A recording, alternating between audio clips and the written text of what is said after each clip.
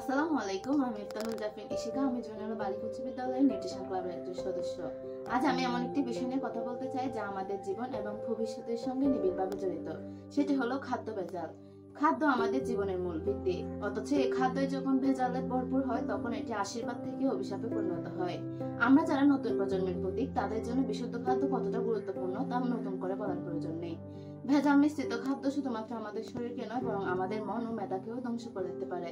এটি নানা রকম রোগ বালায়, যেমন পেটের সমস্যা, কিডনি, লিভার, এমনকি ক্যান্সারের মতো প্রাণঘাতী রোগের ঝুঁকি বাড়িয়ে দেয়।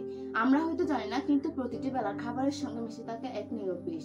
তাই আমাদের সবার দায়িত্ব এই বিষয়ে সচেতন হওয়া এবং অন্যদেরকেও সচেতন করা। সচেতনতা এবং সতর্কতায় আমাদের এই সমস্যা থেকে মুক্তি দিতে পারে। আমরা যদি সকলে মিলে একসঙ্গে ভেজাল প্রতিরোধে কাজ করি, তাহলে একটি সুস্থ ও সুন্দর ভবিষ্যৎ গড়ে তোলা সম্ভব হবে। ধন্যবাদ সবাইকে। আসসালামু আলাইকুম।